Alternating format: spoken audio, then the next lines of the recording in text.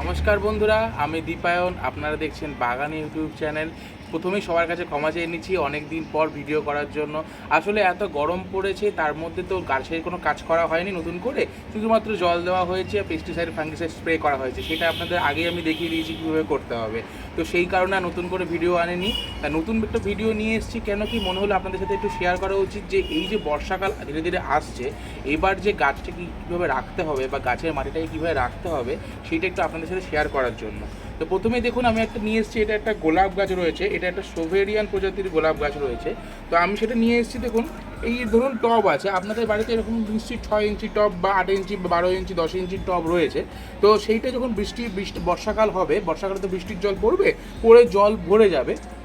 তো সেই ক্ষেত্রে আপনারা কী করতে পারেন, কিছু পদ্ধতি আছে যেটা আপনারা অবলম্বন করতে পারেন। প্রথম কথা, আপনাদের দেখিয়েছিলাম যে কীভাবে মাটি তৈরি করতে হবে, যে প্রসেসে আমি বলেছিলাম যে 3:2:1 যে প্রসেস, 5:3:2 যে অনুপাতটা আমি আপনাদের বলেছিলাম, সেই অনুপাতে যদি আপনারা মাটি তৈরি করেন তাহলে আপনাদের কিন্তু ড্রেনেজ ব্যবস্থা খুব ভালো থাকবে। সেক্ষেত্রে কিন্তু আপনাদের আলাদা করে টবের মাটি নিয়ে কোনো চিন্তা করতে হবে না। এটা ছাড়া যদি আপনাদের ধরুন আমি ভিডিও করেছিলাম যেভাবে, সেভাবে যদি ধরুন তৈরি করেননি, তাহলে সেক্ষেত্রে কিন্তু আপনারা কী করতে পারেন, বিভিন্ন যে আপনাদের দোকান রয়েছে সেই দোকানে আপনারা দেখবেন সোলার থালা পাওয়া যায়। সেই থালাটা কিন্তু আপনারা এনে বসাতে পারেন। কিন্তু আমি এখানে দেখেছি সেই জিনিসটা খুব একটা বেশি পাওয়া যায় না, সাধারণত কাগজের থালা পাওয়া যায় যেটার উপরে প্লাস্টিকের ল্যামিনেশন করা থাকে। সেটা যদি আপনারা এখানে দেন তাতে কিন্তু বিপরীত হবে, কারণ সেগুলো কিন্তু কাগজেরই হয়, জল পড়ে কিন্তু আপনাদের সমস্যা হতে পারে। আর একটা প্রসেস আছে, সেটা হচ্ছে ধরুন যখন দেখবেন বৃষ্টি এসছে, মানে বৃষ্টি পড়ছে, তখন যদি আপনারা টবটাকে এরকমভাবে হেলিয়ে দেন ছাদের সঙ্গে বা মাটির সঙ্গে, তাহলে কিন্তু জলটা আপনাদের দাঁড়াবে না গাছের গোড়াতে, এতে কিন্তু গাছ ভালো থাকবে। তো এই 3টে প্রসেস রয়েছে। তো আমি আপনাদের রেকমেন্ড করবো যে আমি প্রথম যে প্রসেসটা বললাম, যে মাটিটাকে যেই অনুপাতে আমি বলেছি সেই অনুপাতে যদি আপনারা মাটিটা বানিয়ে রাখেন বা বানিয়ে থাকেন, তাহলে কিন্তু আপনাদের গাছের জন্য কোনো প্রবলেমই হবে না। মাটি নিয়ে জল দাঁড়াবে না। কিছু কিছু গাছ আছে, যেমন ধরুন জারবেরা রয়েছে, তারা কিন্তু মাটিতে জল একদমই দাঁড়ানো পছন্দ করে না। তো সেই ক্ষেত্রে কিন্তু এই প্রসেসটা আপনারা ফলো করতে পারেন। আর যাদের ধরুন বাড়িতে এরকম গ্রিন নেট রয়েছে, তাদের কিন্তু আরও সুবিধা আছে, কারণ পুরো গ্রিন নেট দিয়ে পুরো জলটা আসে না। তো সেই ক্ষেত্রে আমি বলবো যে আপনারা গ্রিন নেটটা খুলবেন না, কারণ গ্রিন নেট দিয়ে কিছুটা জল আসবে কিন্তু পুরো জলটা আসবে না, এতে কিন্তু গাছেরও খুব একটা ক্ষতি হবে। অনেকেই আপনারা শুনেছেন যে জৈব পদ্ধতিতে গাছ করলে নাকি গোলাপ গাছ খুব একটা ভালো হয় না, কিন্তু আপনাদের দেখিয়ে দিই। এই যে এইটা রয়েছে, এই গাছটা আমার, তো এই গাছটা দেখুন, এই যে দুখানা কিন্তু ব্যাসাল বেরিয়েছে সুন্দর করে, দেখতে পাচ্ছেন কিছু সাইড দিয়ে দুখানা ব্যাসাল বেরিয়েছে। আর গাছটা দেখুন এই মুহূর্তে কী অবস্থায় রয়েছে, পজিশনে রয়েছে। গাছে কিন্তু ভালো বৃদ্ধি রয়েছে গাছটার মধ্যে, ঠিক আছে। এবং আমার বাগানে এই মুহূর্তে যে গোলাপ গাছগুলো রয়েছে তার মধ্যে আমি দেখিয়ে দিই যে আরও একটা গাছ রয়েছে এখানে, দেখুন এখানে একটা সুন্দর ব্যাসাল বেরিয়েছে। এইগুলো কিন্তু, এই যে গাছগুলো আমার রয়েছে এখানে, এগুলো একটাও কিন্তু আমার কেমিক্যাল কোনো সার ইউজ করা নেই। হ্যাঁ, আমি পেস্টিসাইড আর ফাঙ্গিসাইডটা কেমিক্যাল ইউজ করি, কিন্তু গাছে কিন্তু সার হিসেবে আমি কিন্তু কিচ্ছু ইউজ করি না কেমিক্যাল, সমস্ত কিন্তু জৈব সার আমি ইউজ করি। তো সেই জৈব সার যেটা রয়েছে সেটা কিন্তু ভিডিও আমার চ্যানেলে দেওয়া আছে, আপনারা দরকার পড়লে একবার দেখে নিতে পারেন। সেই অনুযায়ী আপনারা সারটা রেডি করতে পারেন, তাহলে কিন্তু আপনাদের দেখবেন গাছের কিন্তু এইরকম আপনাদের বৃদ্ধি হবে। দেখুন এখন কিন্তু গরম পড়েছে, প্রচণ্ড গরমে কিন্তু গাছগুলো আমার এইভাবে শেডের তলাতেই রয়েছে, কিন্তু গাছগুলো দেখুন প্রত্যেকটাই কিন্তু বৃদ্ধি রয়েছে, মানে একটা গ্রোথ স্টেজে কিন্তু রয়েছে। এই গাছে দেখুন কত ভরে ফুল আছে। হ্যাঁ, অনেকে বলেন যে ফুল নিতে না, আমি কিন্তু কিছু কিছু গাছে ফুল নিই। এবং দেখুন ফুলগুলো কী হয়, গরমকালে মেনলি সমস্যা যেটা, ফুলটা সাইজে খুব ছোট হয়। শীতকালে যে সাইজটা বড় হয়, গরমকালে কিন্তু সাইজটা ছোট হয়। এটা হচ্ছে কি অ্যাব্রাকাডাবরা গাছ, এটা আইডিয়াটার অ্যাব্রাকাডাবরা। এবং দেখুন এটাতে কিন্তু আমি ফুল নিয়েছি, এমন না যে ফুল নিলে সমস্যা হবে, ফুল নিলেও কিন্তু গ্রোথ ঠিকই আছে, গ্রোথে কোনো সমস্যা নেই। যখন ফুল কেটে দেবো এখান থেকে আবার গাছ বেরোবে। দেখুন দেখতেও পাচ্ছেন গাছটা বেড়েছে। আর দেখুন প্রত্যেকটা গাছে কিন্তু নতুন করে আমরা শ্যুট বেরোনো শুরু হয়েছে, কোনোটা কিন্তু ব্লাইন্ড শ্যুট নেই, প্রত্যেকটাতেই ব্যাসাল শ্যুটই রয়েছে। প্রত্যেকটাতে দেখতে পাচ্ছেন গাছে কিন্তু কুড়ি রয়েছে, মানে বুঝতে পারছেন গাছ কিন্তু ভালো গ্রোথে রয়েছে। সেই সেরকমভাবে দেখেন, এই দেখুন এইখানে যে গাছটা রয়েছে, এই দেখুন এখানেও কিন্তু এইটা একটা কিন্তু গাছ বেরোনো শুরু হয়েছে, এটা কিন্তু ব্যাসালি বেরিয়েছে নতুন আলাদা করে একটা, ঠিক আছে। এইদিকে ঠিক সেরকমভাবে দেখুন এইখানে যে গাছটা রয়েছে, এইখানে দেখুন এই গাছটাতেও কিন্তু একটা ব্যাসাল সুন্দর করে বেরিয়েছে।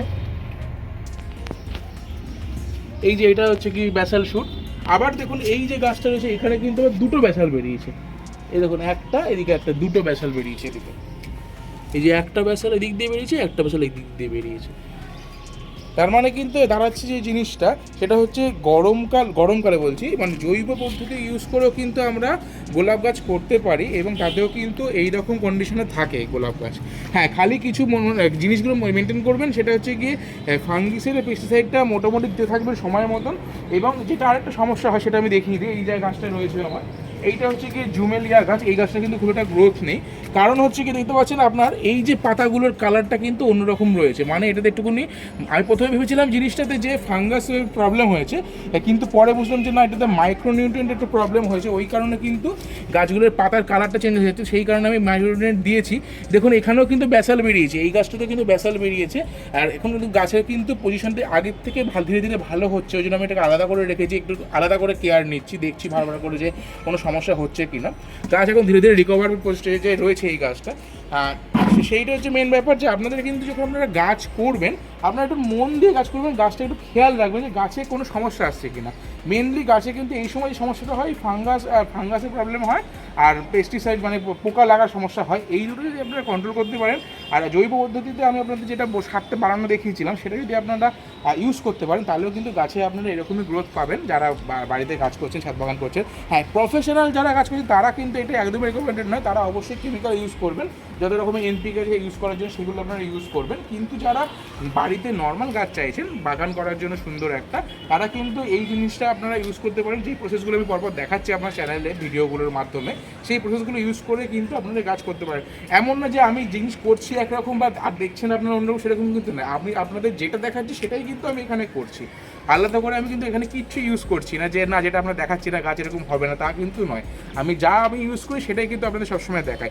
এই যে এতদিন পরে ভিডিওটা করছি, আপনাদের প্রথমে আমি কথাটা বললাম যে আমি নতুন করে কিছু করিনি, গাছে নর্মাল পেস্টিসাইড ফাঙ্গিসাইড স্প্রে করেছি, সেই তারপরে সেটা আপনার দেখিয়েছি।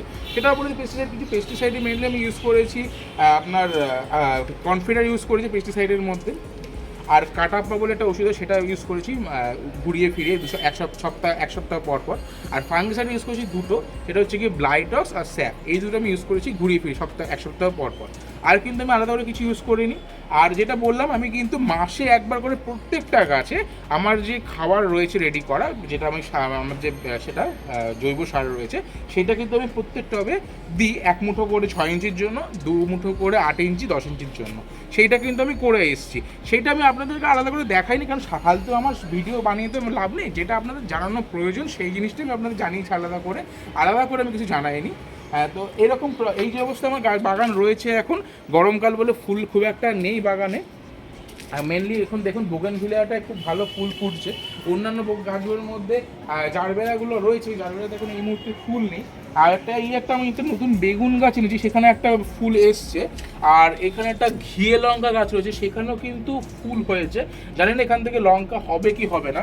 আর নতুন গাছের মধ্যে আমার এখানে একটা সূর্যমুখী গাছ রয়েছে, সেটাতে কিন্তু ভালোই ফুল আছে, গরমে সূর্যমুখী গাছে ফুল হবেই।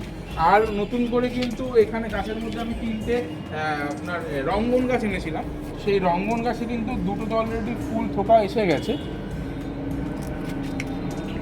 একটা সাদা একটা হলুদ। এটাতে আরেকটা যেটা রয়েছে এটাতে ফুল আসেনি, এটাতে লাল কালারের একটা ফুল, মানে কালারটা লালের ওপর হলুদ ছিটছিট হবে, যখন ফুটবে তখন আপনাদের আমি শেয়ার করব। এই যে দূরে যে রয়েছে এই গাছটা হচ্ছে গিয়ে থাই ভ্যারাইটি মাধবীলতা। এটা কিন্তু খুব বেশি বড় হবে না, টবের মধ্যে ছোটোতেই থাকবে। অন্যান্য মাধবীলতা যেটা হয় সেই বড় মাধবীলতা আমার কাছে রয়েছে উঠোনে, সেটা আপনাদের দেখিয়ে দিচ্ছি। সেটা অনেক বড় হয়েছে এবং সেটাতে ভালো ফুল এসছে, কিন্তু এটা থাই ভ্যারাইটি মাধবীলতা, এটা কিন্তু ছোটোই থাকবে, এতে কিন্তু ছোটোর মধ্যেই কিন্তু ফুল আসবে। আর ওদিকে তো বললাম যে বোগেনভিলিয়াতে ফুল আসবে, কিন্তু এখন ফুল শেষের পথে, আবার নতুন আসবে ফুল, তখন আবার দেখতে পাবেন। আর এই যে নতুন আপনাদের একটা গাছ দেখেছি, এরকম এই গাছটাতে দেখুন 3টে ফুল এসছে, যেটা এই গাছটার নাম হচ্ছে আজকাল পরশু, আমি যা জেনেছি গুগল থেকে, আলাদা করে কোনো নাম আমি জানি না। এখানে দেখুন ফুলটা এরকমভাবে আসে, 3টে ফুল হয়, যখনই হয় তখন 3টে ফুল হয়। দেখুন একটা ফুল, 2টো ফুল, আর এখানে একটা কুড়ি এসছে। এটার জন্য এটাকে বলে আজকাল পরশু। এবার এটার যদি কোনো অরিজিনাল নাম আপনার জানা থাকে অবশ্যই আমাকে কমেন্টের মাধ্যমে জানাবেন যে এটার কোনো নাম আছে কি না। আর এইটা হচ্ছে দেখুন আমি এনেছিলাম গরমের গেঁদা, এটা আমি চারা এনেছিলাম থামপটের, সেখান থেকে এরকম বড় হয়েছে গেঁদা, এটা গরমকালের গেঁদা। আর এটা তো মিলে আপনাদের আমি দেখিয়েছি আগে। আর এই একটা নতুন আমি এনেছি, এইটাও হচ্ছে গিয়ে এটা হচ্ছে গিয়ে আপনার বেলি, এটা হচ্ছে গিয়ে রায় বেলি, ঠিক আছে। এই দেখুন এটা কি হয়, থোকাটা অনেকটা বড় হয়, আর খুব উগ্র গন্ধ হয়, মানে নর্মাল বেলির থেকে এটা হচ্ছে গিয়ে আর খুব ভালো বেশি গন্ধ হয়। আর এটা তো গোলাপ দেখেছেন আপনারা, এটা আমার ছোট সেই হাজারি গোলাপ টাইপের গাছটা। এছাড়াও যে বিভিন্ন যত আমার এখানে গোলাপ রয়েছে সবকটাই কিন্তু খুব ভালো মানে গ্রোথ স্টেজে রয়েছে। আর এইখানে দেখুন এইটা যে আমার রয়েছে এটা হচ্ছে কি আমার ড্রাগন গাছটা।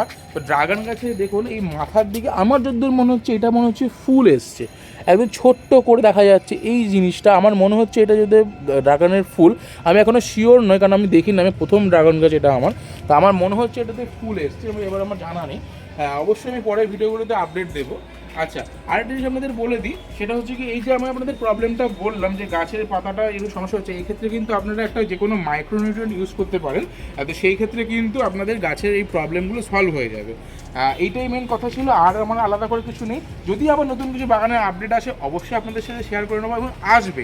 যেহেতু এখন প্রচণ্ড গরম পড়েছিল সেই কারণে নতুন করে গাছকে আমি স্ট্রেস দিতে চাইনি নতুন কিছু কাজ করে, কিন্তু এর মধ্যে আমার কিছু পটিং রিপোর্টিংয়ের ব্যাপার আছে, সেগুলো আমি করবো যখন অবশ্যই আপনাদের সাথে শেয়ার করে নেবো। গরমের জন্য আমি গাছে আলাদা করে কোনো কাজ করতে পারিনি, সামনে বর্ষা আসছে তখন আরও বিভিন্ন গাছ আসবে বা বিভিন্ন গাছের আমি চারা বানাবো সেটা ইচ্ছা আছে আমার।